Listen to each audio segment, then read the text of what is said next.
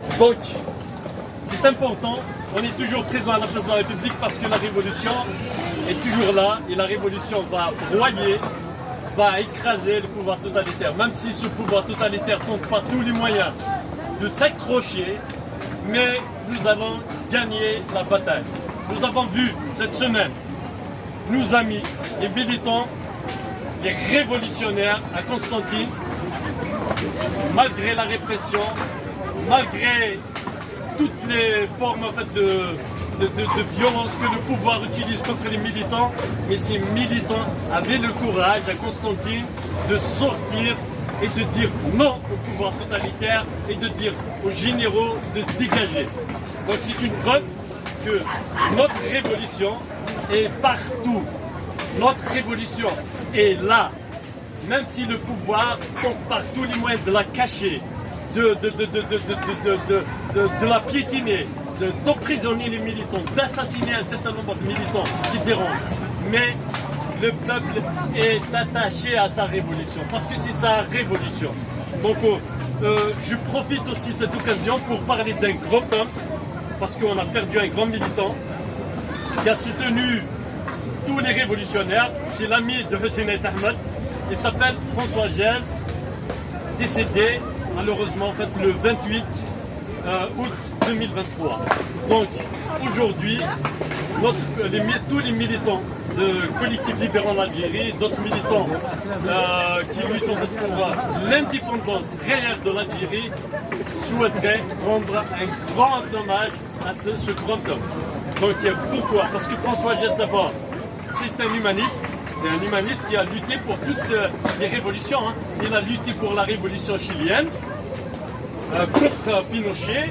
Il a lutté pour la révolution argentine contre la dictature qui ressemble un peu à la nôtre.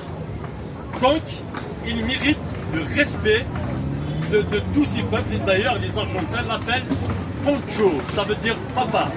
Et pour lui rendre hommage, pour lui dire merci.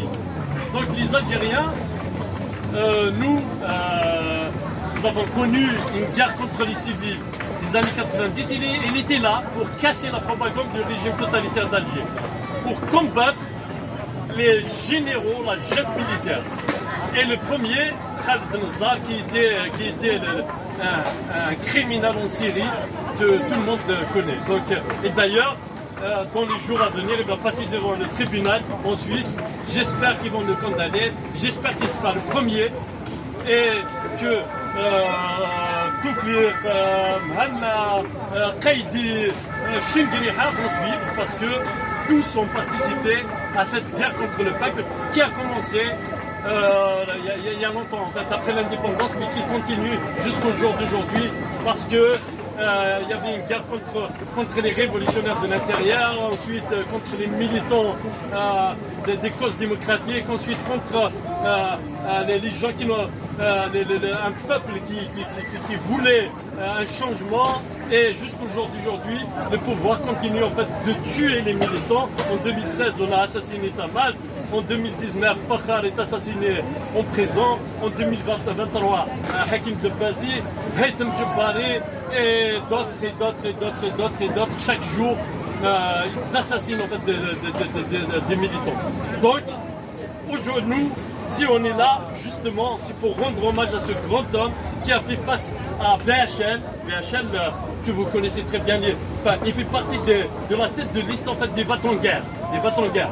Donc, et même si ce personnage est nuisible, mais François Gez avait le courage de combattre ces personnes. Donc, voilà pourquoi nous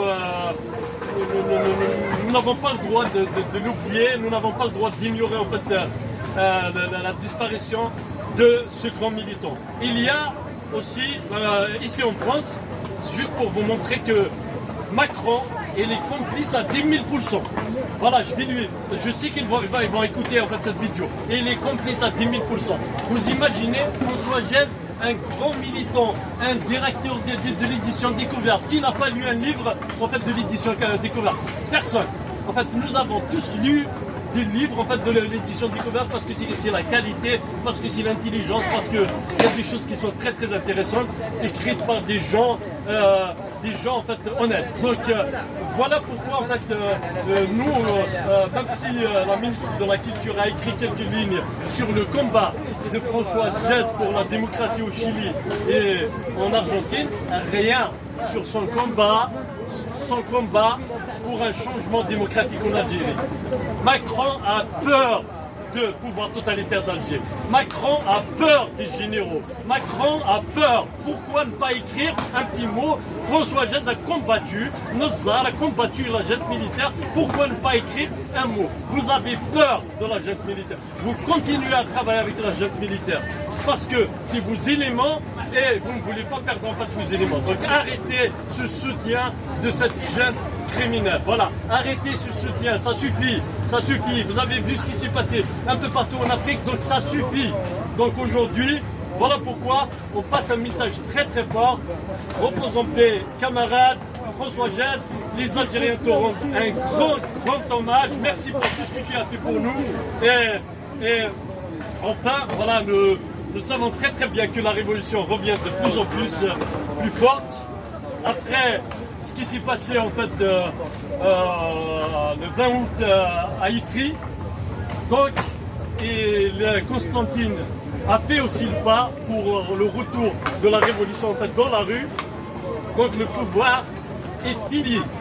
La révolution est là et juste une question de temps. Vive la révolution, vive l'Algérie, jusqu'à la chute finale du pouvoir totalitaire d'Alger, triomphe de la révolution. Et merci.